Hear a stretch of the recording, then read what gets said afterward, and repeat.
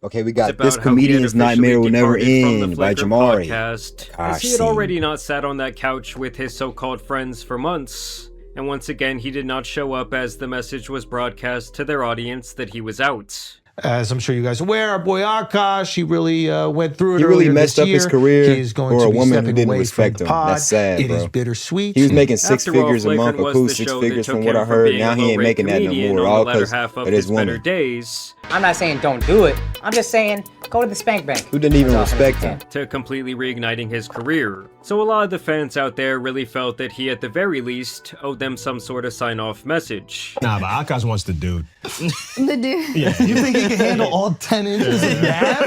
You think you can take Nav down? Dude, that's crazy. Recently a couple of things have happened to really confirm the idea that the once best He friends was really are no talking longer about another man's or being attracted to another man sexually while she's married in a relationship online in front of people. Ain't that crazy as hell? on good terms. I also have other updates for you on his wife Jasleen continuing to embarrass herself online, a really horrible TV appearance from Gandhi himself, What happened with your wife? Someone called her a gold digger or something? as well as the biggest glazer on planet Earth refusing to come up for air off that ling.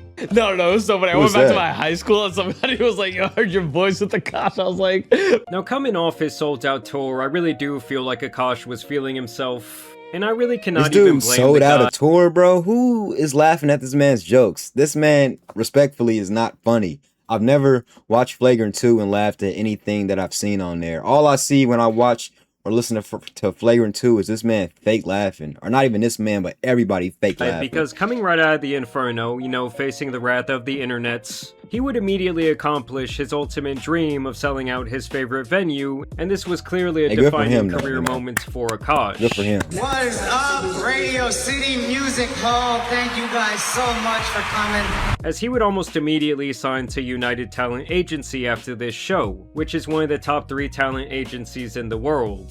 In the announcement post, Akaash would mockingly say, "Gonna miss WME though. I guess some relationships are harder to leave than others." Shrug. Which was obviously a not-so-sly metaphorical middle finger to both Andrew and the Flagrant audience. And if you need more evidence of this, Neon's father would also simultaneously unfollow Neon's Andrew, father.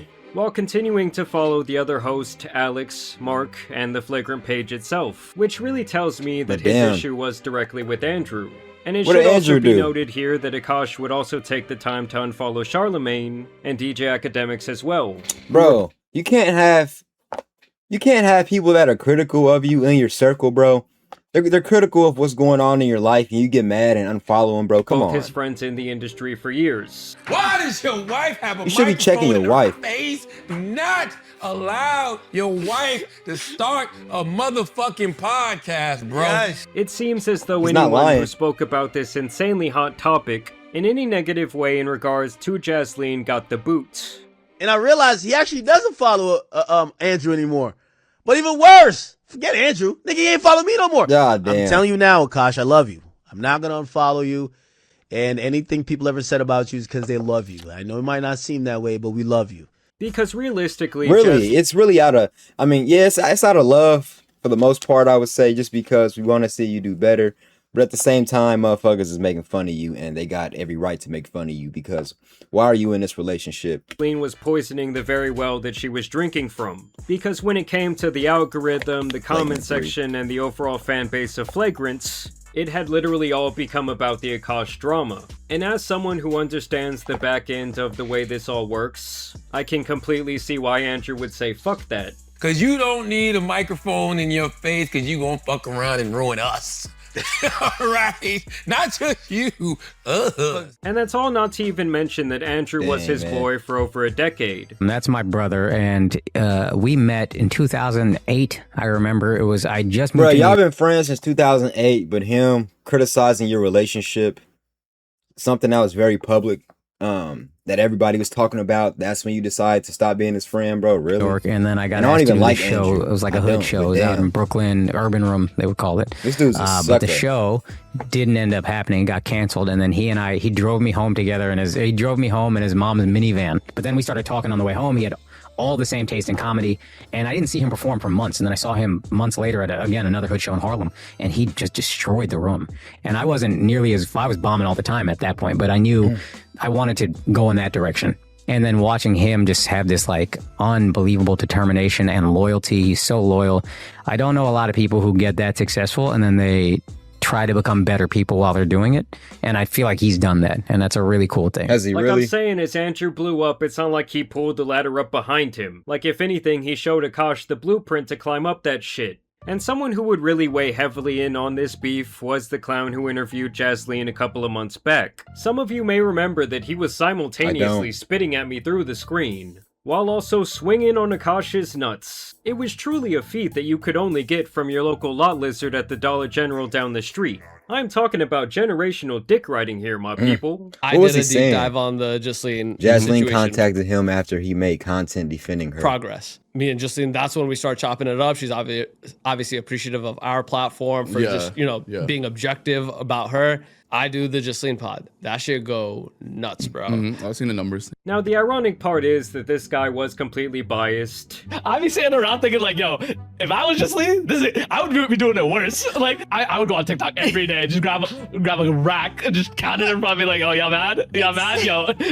Jasleen is someone who he literally... See, I ain't gonna lie, I would have did that too. I ain't gonna lie. I was shaking my head, but then I thought about it and I was like, yeah, I'll probably do that too. Y'all mad? Y'all mad? Time, with the who he is bands clearly up. in favor of simply because of reasons like them being the same race. And of course, he wanted that sweet, sweet clout. I got so much respect for her and Akaash because even my small taste of that, it's intense. Yo, y'all talking to me about people that I've met. I've had real conversations off of a camera. Yeah. Akaash sold out Radio City. Yeah. People on the internet are joking around as if he's lost something through all of this. Keep in mind that this guy's entire brand is built around his Indian roots. I mean, you can see it directly on display with the corny brown creative hat that he is sporting. And y'all know I'm brown, right? I mean, look at my skin. But if you ever see me rolling around with one of these brown creative hats on, just finish me right there for the sheer amount of cringe. Yeah, nah, I would have put Indian creative. Fuck brown. That I brought into this world. Andrew and Flagrant made a statement saying that Akaash is no longer a part of Flagrant podcast. And I had a problem with their statement. As I'm sure you guys are aware, our boy Akaash, he really went through it earlier this year. I'm sure that they're friends but I just don't like adding the context of he's been through a lot. Because I feel like you could have made that statement and just said, yo, he leaving the pod, he's focusing on stand-up, and that's it. That additional he has been through a lot though, bro. What do you want him to do? Sit up there in front? He has been through a lot.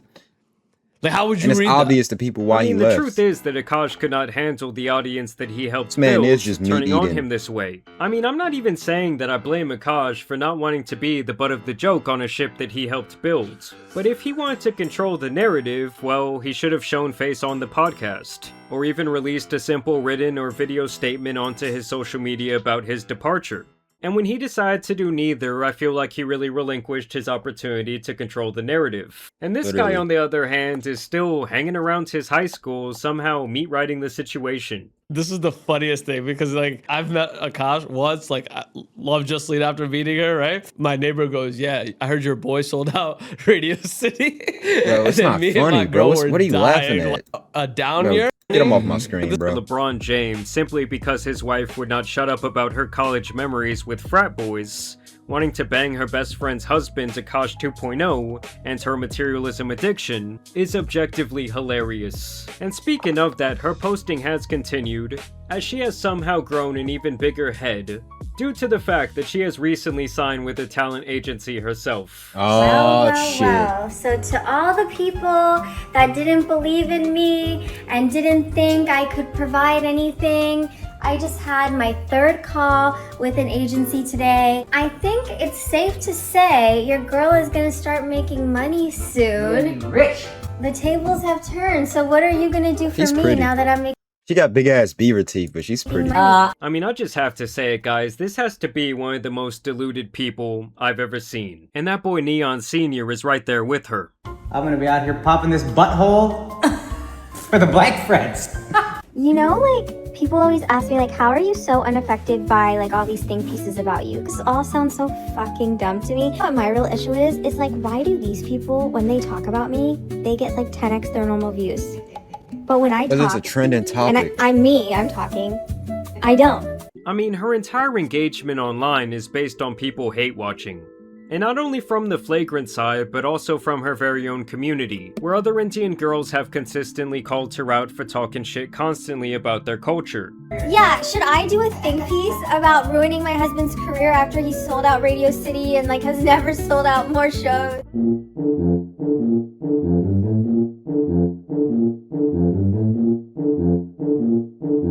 Yes, guys, she really thinks that all of the hate that she cast upon Akaash is the sole reason that he sold out Radio City Music Hall.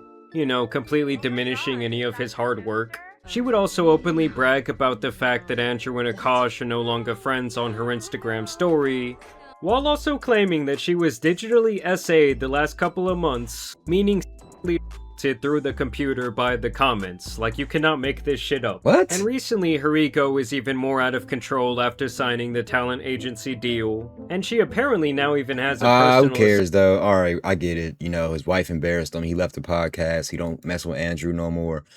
Sad. You know, whatever. All right, good video. I'm out.